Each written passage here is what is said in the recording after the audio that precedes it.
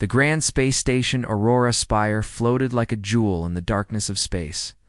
Lights shimmered along its curved edges. Inside, beings from over 100 species had gathered. This was the Galactic Alliance, Samita place where enemies spoke, old rivals shared drinks, and powerful empires debated peace. Among them walked humans. For the first time, Lieutenant Jackson Reeve, dressed in a freshly ironed Earthfleet uniform, stood nervously near the edge of the main hall. Oh. His hands were tucked behind his back, but one finger tapped rapidly. He didn't belong here, not really around him. Tall aliens in glowing robes moved with grace. Some had wings, some had tails, some didn't have faces at all. Their languages buzzed through translator devices, mixing into a constant hum. Jackson felt like a caveman who had wandered into a god's palace. Lieutenant Reeve, a soft voice came from his left. It was the Earth's ambassador, a short woman. In a suit too expensive for comfort, do try to behave. I'm always on my best behavior, ma'am, Jackson said, adjusting his collar. That's what worries me. The ambassador left to speak with a fish-like diplomat, and Jackson sighed. He turned around, and that's when he saw her. Commander Velshara of the Kaltari Dominion. She stood tall, nearly 7 feet, her silver skin gleaming under the hall lights. Her long white hair was braided in warrior style, and her uniform was a sharp contrast to her smooth, almost royal features. Her eyes were like ice cold, focused, unforgiving. She looked like a goddess forged for war. Jackson's brain stopped working for a second. Then it started again, unfortunately. His mouth moved faster than his thoughts. "Hey, beauty queen," he said. The room went silent. Velshara's head turned slowly. Her icy gaze met his. Her expression didn't change at first, just a small twitch at the corner of her mouth. Then she stepped forward. Jackson felt the air tighten. Her boots clicked on the floor like warning drums. She stopped only a foot away from him. "Watch your mouth, human," she said, voice cold and sharp. Jackson blinked. "I meant it as a compliment." "To what?" she snapped. "Appearance, my species, my rank." There were now at least a dozen aliens watching the scene. Some looked horrified. Others seemed amused. Jackson raised his hand slightly, just trying to break the ice. Velshara's eyes narrowed. "Your kind should not speak so lightly in a hall of leaders." He gave a half-smile. "Oh, my kind tends to say the wrong thing first. But we usually make it up later." With action, she studied him. For a moment, no one spoke. Then she turned and walked away, white braid swinging behind her. Jackson let out a long breath. "Smooth," he muttered to himself. Hours later, in one of the meeting chambers, Jackson sat with other human delegates. The mood was tense. The assassination attempt from last week had already shaken the alliance. Now the talks were slipping. Some species didn't want humans in the room at all. Suddenly, the chamber doors opened. Commander Velshara walked in. Her gaze scanned the room and landed on Jackson. He sat up straighter. To his surprise, she walked directly toward the humans' side of the table. The Kaltari usually sat opposite. She stood by an empty chair near him. "I will observe this session from here," she said. No one stopped her. Jackson cleared his throat, not afraid of catching my terrible manners. Velshara didn't look. At him, I've faced beasts with worse breath. Jackson chuckled. She didn't smile, but he could almost sense the edge of one.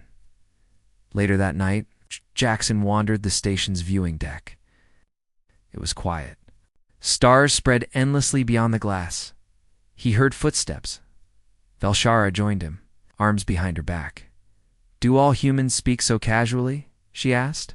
"Most of us," Jackson said. "Some are more annoying. I'm the charming one. We're reckless. Only on good days." They stood silently for a while.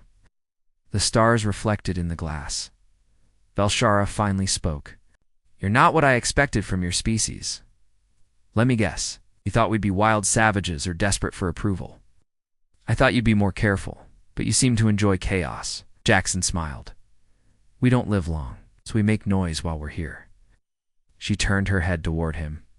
That's a strange philosophy. It keeps us alive. And laughing, Velshara looked back at the stars. Perhaps that's why the others fear you, because we laugh, because you never stop. The next day, during the Unity banquet, tension rose again. Species sat in careful groups. Eyes watched every movement. No one trusted anyone fully. Jackson arrived late, still adjusting his tie. As he looked for his seat, he spotted Velshara at a table with other Kaltari soldiers. He gave her a mock salute. She didn't return it. She did nod barely. He was halfway to his seat when the lights flickered. Then blaster fire screamed across the hall. Panic exploded. Guards shouted. Chairs flew. A diplomat screamed. Smoke filled the air. Instinct kicked in. Jackson leapt toward the center of the room, drawing his sidearm. He saw a red beam fly toward the Kaltari table. Velshara yelled. She turned just as he crashed. Into her, knocking her to the floor. The plasma shot hit his shoulder. Pain exploded across his arm. He gritted his teeth and rolled them both behind cover. Guards flooded the hall. Shouts echoed. A loud voice declared the attack was neutralized. Jackson blinked, holding his wounded arm. Velshara sat up beside him, her expression unreadable. You took a hit, she said. Only a little one, he grinned, coughing. You're welcome. You tackled me. I saved your life. I was wearing armor. You're welcome anyway. She looked at him for a long time. Then she stood, helping him up. Your aim may be poor, but your instincts are quick. Jackson winced. See?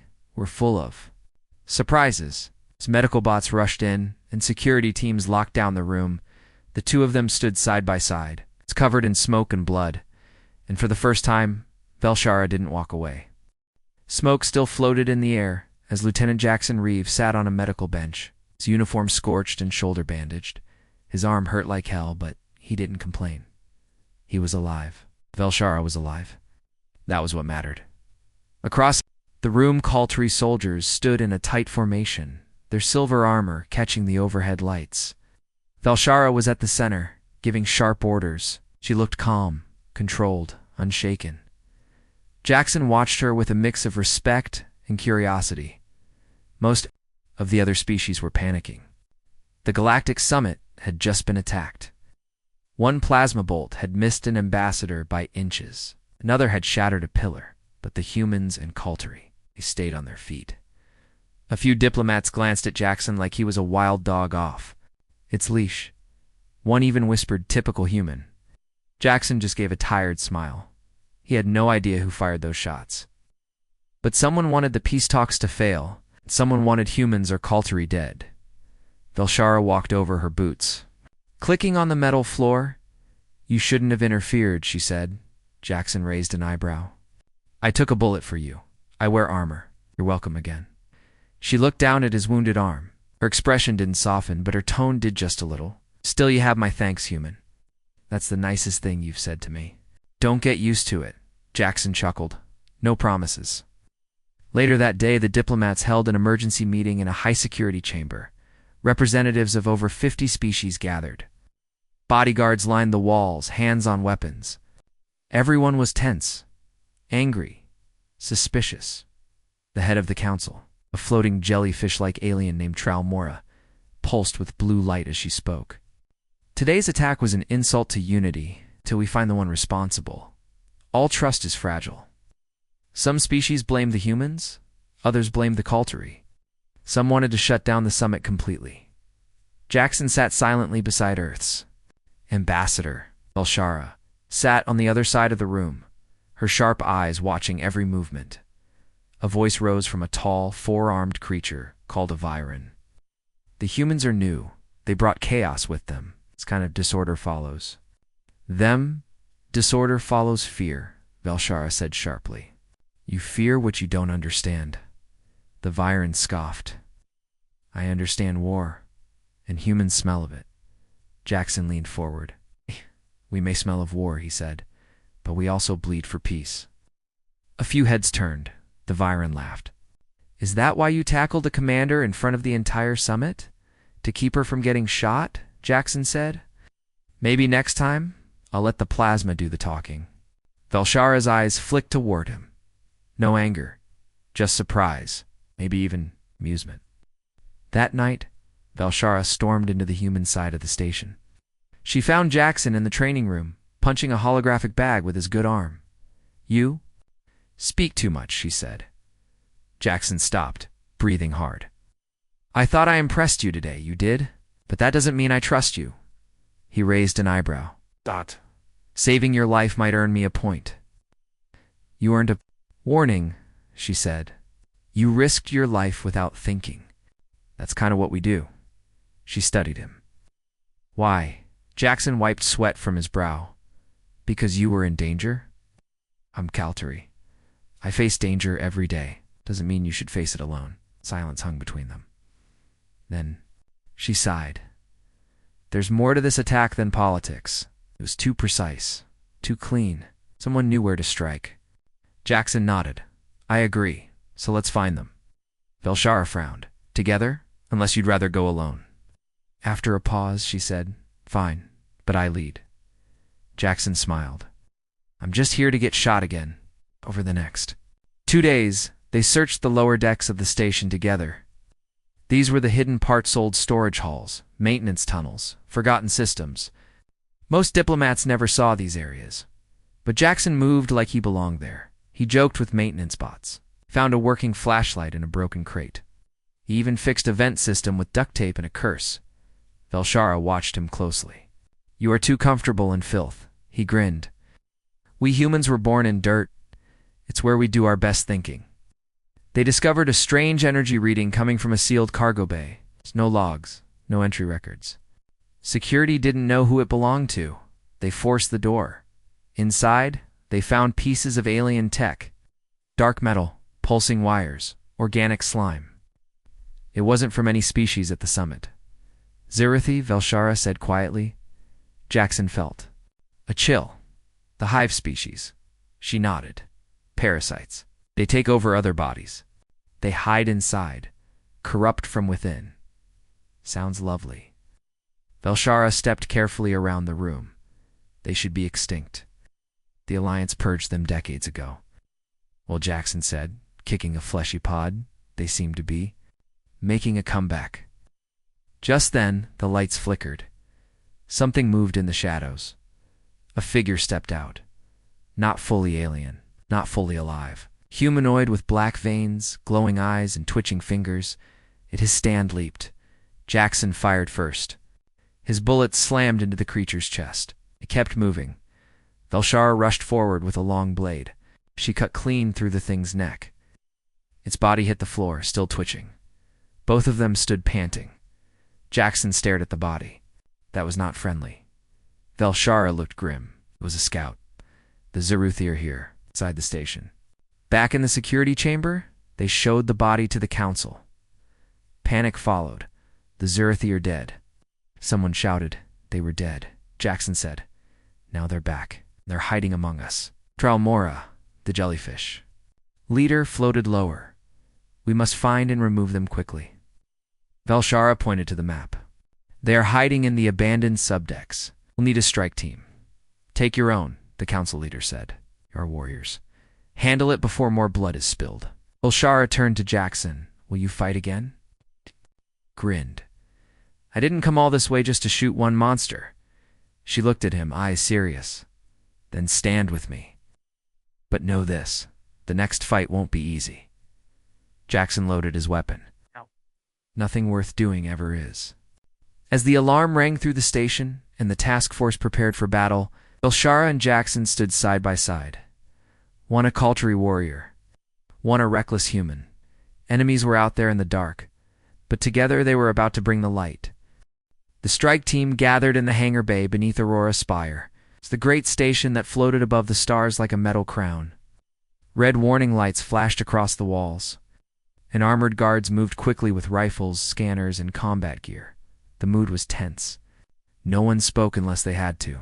The Zirithi hive was real. It was hiding in the forgotten subdecks of the station, dark, unused places where most species never dared to go. The hive was alive again, and it was growing. Commander Velshara stood at the center of the team. Her silver armor gleamed under the emergency lights and a long blade was strapped across her back. She looked calm, but her eyes were sharp and focused. Beside her stood Lieutenant Jackson Reeve, wearing a patched-up tactical suit and carrying a human-built assault rifle. His injured arm was wrapped, but he refused to rest. His face was serious. Now, no jokes, no smile. Velshara handed him a small earpiece. "Stay close to me down there," she said. Jackson nodded. "I'll try not to throw myself in front of any more plasma bolts." She looked at him. "Don't try. Just don't." The task force included 10 members, 5 Kaltari warriors, 2 Earth Marines, and 3 other allied species, a tall bird-like scout from the Velarai, a 4-eyed engineer from the Moktun, and a robotic medic unit named LEX-12. Doors open in 60 seconds. Someone called out. Jackson glanced around. The hangar doors led to an old service shaft that dropped straight into the subdecks. "It hadn't been used in years," he whispered. "Let's go find ourselves a hive." The elevator descended slowly, creaking and groaning as it sank deep into the station's underbelly. Lights flickered. Dust hung in the air like fog as they stepped out. Silence greeted them. No voices, no movement. Just long, dark corridors and the distant hum of dying machines. The subdecks were massive. Old factories, storage vaults, broken labs, and forgotten chambers stretched out in all directions. Much of it had been sealed long ago during the alliances. Early years, but now the seals were broken. The Zurathi had made this place their nest. Jackson scanned the walls. Strange black growths covered pipes and vents. Some pulsed like breathing lungs. Others dripped a green slime that hissed on contact. Lex-12 scanned it. Organic, non-native, highly infectious. Velshara narrowed her eyes. "Burn anything that moves." They moved in formation, quiet, alert. Weapons ready. They didn't have to wait long. From the shadows, it's the first. Zurathi leapt. It had once been a Moktun, but now its body was twisted. Its face was covered in a black mask, and insect-like. Claws had grown from its back. It screamed not in fear, but in rage. Bullets tore through it. Jackson's rifle kicked in his hands, and the creature collapsed, twitching. Another hiss came from the wall. Then another. More creatures crawled out, former diplomats. Engineers, even a security droid, now turned into monsters by the hive. "Open fire," Velshara shouted. The tunnel lit up with plasma and bullets. Screams echoed. Black blood splattered across metal. 1 Kaltari warrior went down. 2 of the Zurathi exploded into acid mist. Jackson ducked behind a beam, reloaded, and kept firing. A small Zurathi jumped at him from the ceiling, but Velshara caught it midair with her blade, slicing it in half. They moved forward slowly, clearing room after room, but the deeper they went, the worse it became. The air turned warm and thick. The walls were covered in pulsing eggs. Echoes of movement came from every direction. They had reached the heart of the hive. They entered a vast chamber that had once been a power control room. Now it looked like something out of a nightmare. A massive cocoon sat in the center, glowing red. It pulsed like a living heart. Black cables spread from it like roots, digging into machines and walls dotted beneath it. Something moved, the Zurathi. Queen, she was enormous, half machine, half flesh. Her body fused with old station tech. Dozens of eyes blinked along her head. Her mouth was a twisted mess of fangs and wires. Her voice echoed not from her mouth but through the walls. "Welcome, intruders," the voice hissed in many languages. "You are just in time to become mine." Jackson felt his stomach twist. She's definitely not single. Velshara said nothing. She stepped forward, blade drawn. "You have invaded sacred ground," the queen said, "but you can still serve. Surrender. Let me inside. Let me grow." Velshara raised her blade. "I serve no parasite." Suddenly, the queen screamed and the walls exploded with movement. Dozens of Zurathi swarmed in. The battle turned wild. One Earth Marine was pulled into the shadows. The Mach-Tun engineer was stabbed through the back. Lex-12 spun its arms and blasted creatures with shock beams. But was soon surrounded. Jackson fought back-to-back with Velshara. Their movements were sharp, fast, in perfect sync. Jackson shouted over the noise, "We need to destroy the Queen." Velshara nodded. "Cover me." She charged forward, blade flashing. Jackson followed, shooting any creature that moved. Velshara leapt onto a pipe, then down onto the Queen's cocoon. Her blade stabbed deep into the heart. The Queen screamed again. Acid sprayed. Sparks flew. Jackson was knocked back by a blast. His gun flew from his hands. A Zurathi stalked toward him, claws raised. He reached for his knife too late. A plasma bolt blew the creature's head off. Velshara landed beside him and pulled him up. "You keep getting thrown," she said. "I'm soft," he grunted. The Queen was still alive but weakened. The cocoon cracked. The walls began to shake. Jackson looked up and shouted, "We've got to finish this now." Velshara planted an explosive device from her belt at the base of the cocoon. It began to beep. "Time to go," she shouted. They ran. What was left of their team followed. Alarms blared. The ceiling cracked. They reached the elevator shaft and climbed out. Just as the lower deck exploded, flames roared upward. Black smoke chased them. The Zurathi hive was dead. Back in the upper decks, medics treated the wounded. Survivors sat. In silence, covered in blood and ash, Velshara stood beside Jackson, looking down at the lower decks from a large window. "You fought well," she said quietly. "You too," he replied. "Even when you were yelling at me. That's part of fighting." He gave a tired grin. "So, did I impress you this time?" Velshara turned to him. "You didn't get yourself killed. That's something." Jackson laughed. "That's the nicest thing you've ever said to me." This time she didn't walk away. The explosion that destroyed the Zurathi hive shook the entire space station. People screamed. Lights flickered. Alarms howled. The upper levels panicked, believing the entire structure might fall apart.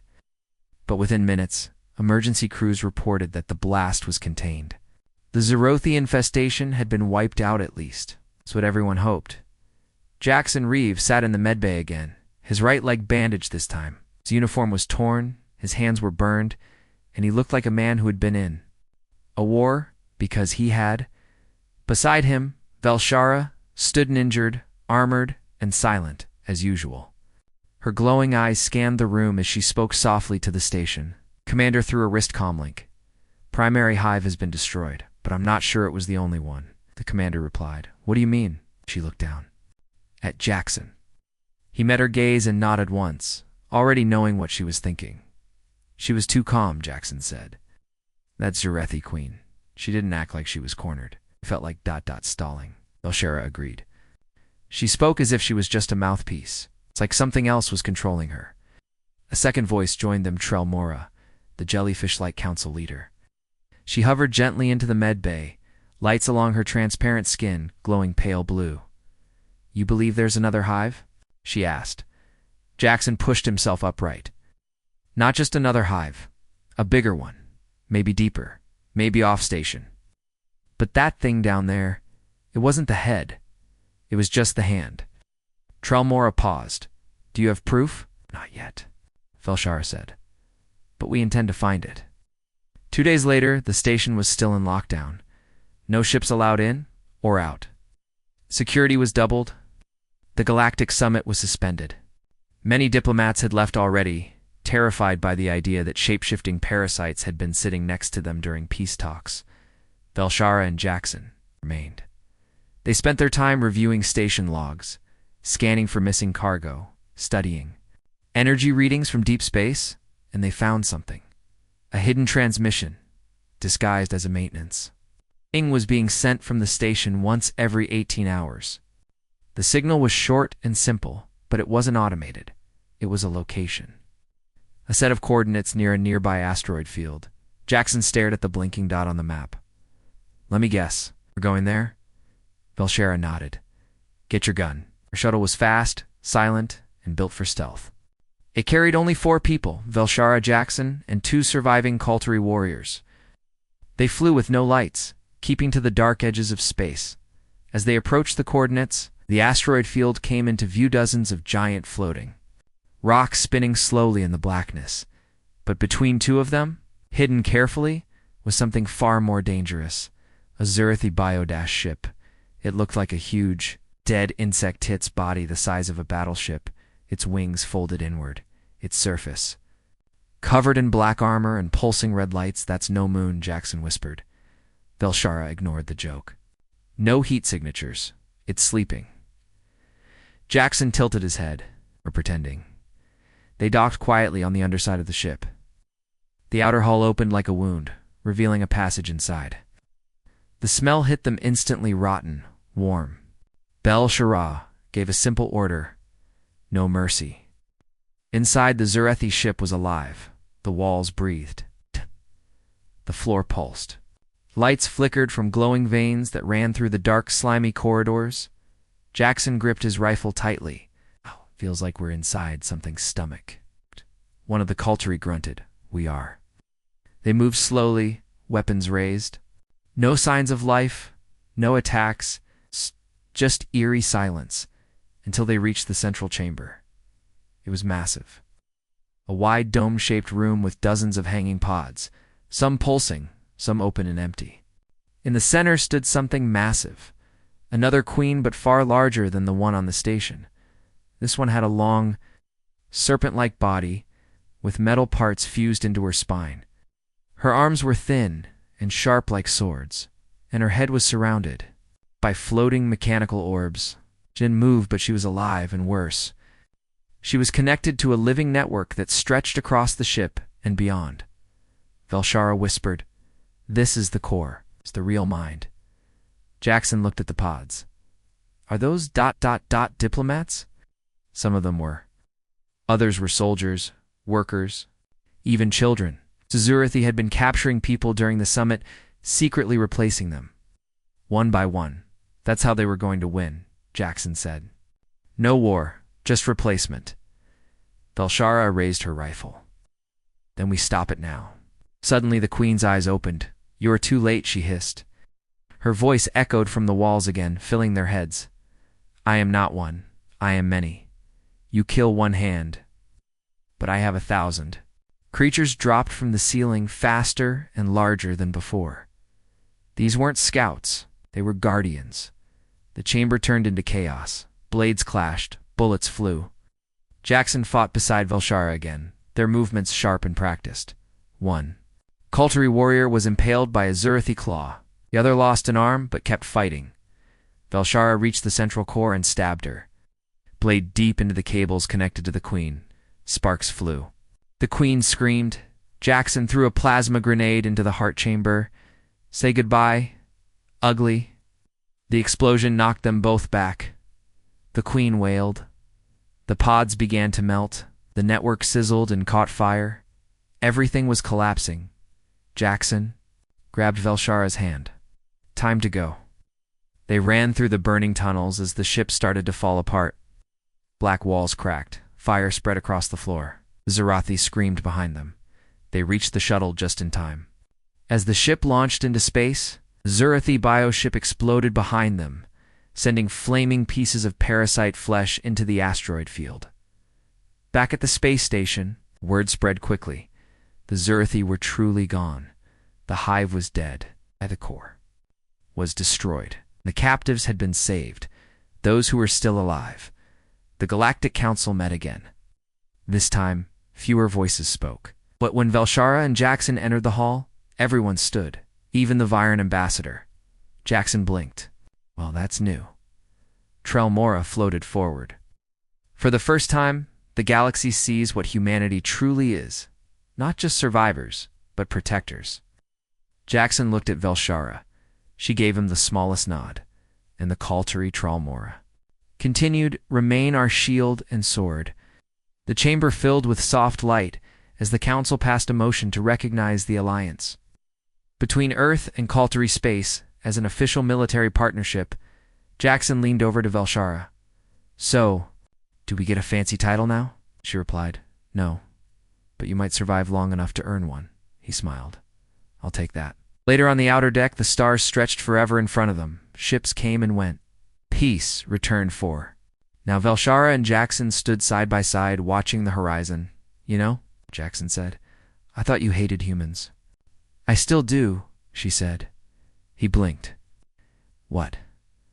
"I hate how loud you are. How reckless. How soft you pretend to be. But I respect how you fight. How you bleed for others. How you never run from danger." Jackson chuckled. Was that a compliment? She turned to face him. That was a warning. "The next fight will be harder." He nodded. "Good. I'm getting bored." For the first time, Velshara smiled. Just a little. 3 months had passed since the Zeruthi hive was destroyed. The galaxy was healing. But it had not forgotten. Across many worlds, people were more cautious. Security was tighter. New alliances formed quickly. Even ancient enemies started sharing intelligence. Everyone had seen how close they came to being silently replaced, consumed from within, and through it all. 2 names kept appearing in news reports and whispers alike. Commander Velshara of the Culturi, Lieutenant Jackson Reeve of Earth. They had become legends, heroes, and now they were being summoned again, because the Zeruthi were not finished. It began with a dead freighter. A mining vessel drifted in space near the edge of known territory. No life signs, no signals. A patrol ship investigated and found something horrifying. The crew was missing. Ship's walls were covered in black growth. In the center of the engine room, a strange symbol had been carved, spiraling inwards. Like a vortex, the Zeruthi had returned. Only this time they weren't hiding. They were testing something, spreading quietly. Slowly, preparing. Velshara reviewed the reports with her usual cold focus. Jackson stood behind her, arms folded. "Thought we wiped him out," he said. She didn't answer immediately. Then she said, "We did. But something survived. Something deeper." Jackson sighed. Great, the horror sequel. The Culturi Council didn't want to risk another infestation, so they authorized one final mission: not to scout, not to observe, to end it. Once and for all, the Zeruthi were traced to a dying moon one that had been abandoned. Centuries ago, after its atmosphere collapsed, it was rocky, cold and empty at least. That's what the scan said. But underneath its surface, sensors picked up signs of tunnels, energy, movement. The Zeruthi were burrowing deep, creating a hidden fortress beneath the moon's crust. It wasn't a hive anymore. It was a colony. Velshara led a joint strike for Scalteri and human soldiers side by side, supported by drones and AI support units. Jackson was right beside her again, back in armor, scarred but stronger. The operation had one name: Black Sun. They landed at night, not that it mattered. The moon was always dark. The only light came from the soldiers' helmets and the faint red glow beneath the cracked ground. Jackson looked around as his boots touched the rocky surface. "Charming place," he muttered. "Perfect for a bug party." Velshara ignored him and raised her fist. The troops spread out. The entrance was found quickly, a jagged tunnel leading into the moon's heart. The walls were covered in Zerathi, marking symbols that pulsed like veins. As they entered, the air grew warm, then heavy, then alive. The Zeruthi didn't wait. The attack came fast, silent figures leaping from the walls, crawling from vents, emerging from cracks. Some were small and fast.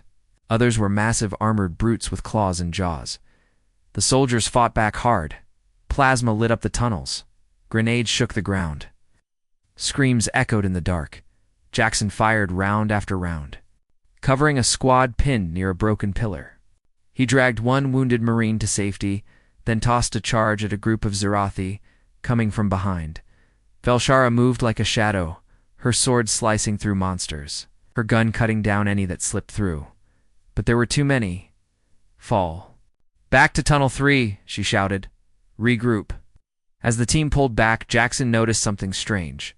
A large creature stood at the edge of the shadows, not attacking, not retreating, just watching. It was tall, with a strange armored head and glowing red eyes. Its arms were long and folded across its chest. "What the hell is that?" Jackson whispered. Velshara turned to see it too. Her voice was tense. That's not a warrior. That's a herald. Jackson raised an eyebrow. A what? The Zeruthi use heralds to deliver messages, she said. When they believe the war is already won, the creature stepped forward. The voice was deep, but came from everywhere. You are brave, but bravery cannot stop what comes. We are no longer one mind. We are a new species, a rising world. And you are the past. Jackson aimed his rifle. Let me send him into the past. Velshara stopped him. No, not yet. She stepped forward. What do you want? The herald smiled, barely a stretch of thin black lips, to warn you. You fight a force that does not fear death. You burn our hives. We adapt. You cut our queen. We make another. You destroy one colony. We build 100 more. Jackson's jaw clenched. So this was all a distraction. The herald tilted its head. It was a test. Before anyone could respond, the herald's body burst into black, fire melting into the floor. Velshara stared at the spot where it had stood. Then she turned sharply. Contact Fleet Command. Tell them the Zerothi aren't hiding. They're spreading faster than we thought. Jackson swallowed hard. If they're building colonies across space, we're already behind. Velshara nodded once. Then we catch up. In the days that followed, everything changed. New colonies were discovered on the edge of explored space, small at first, but growing fast. It wasn't a single invasion anymore. It was a quiet infestation, blooming in the dark. The Galactic Council met in emergency session. They didn't argue. They didn't hesitate. For the first time in history, every major species agreed to one thing: war. Not a defensive war. A final war. Shara and Jackson were placed in command of the Joint Strike Fleet, a mix of Earth destroyers, Kaltari cruisers, Valerie stealth ships, and more. It was the largest fleet ever assembled. Jackson looked at the star map on the main screen. Dozens of Zerothi colonies marked in red, each one growing, each one deadly. He turned to Velshara. We burn every last one. She gave the order. The fleet jumped to light speed. The campaign was brutal. Each Zeruthi colony was different, some hidden inside gas giants. Others burrowed beneath icy moons. One was found floating inside a dark nebula, its queen merged with the body of a dead starship. The Zerothi adapted fast. They used human tactics, Kaltari formations, it learned. But the Alliance adapted faster. Jackson led ground teams into fire. Velshara coordinated space strikes with pinpoint precision. Together, they became a legend. The people of the galaxy began to chant a phrase. Where one stands, the other fights.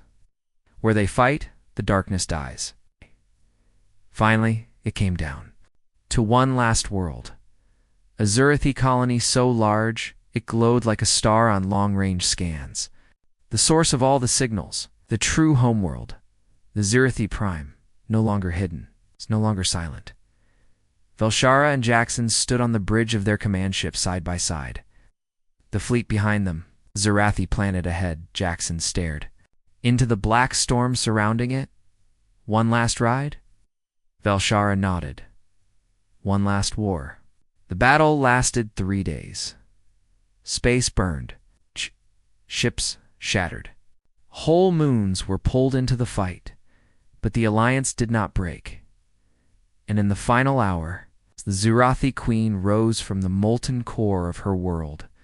Velshara struck her down with her blade, plunging it deep into the creature's heart. As Jackson fired the last explosive charge, the world cracked open. The Zerothi were gone. For real. This time, after the war, there was no celebration, only silence. In peace, the galaxy had survived because two warriors from different worlds stood together when no one else would. On the new memorial built in orbit above the Zerothi Prime, a simple message was written to those who stood when all else fell. To those who fought for the light, we remember. Velshara and Jackson never said goodbye. They didn't need to. They had been soldiers now. They were something more.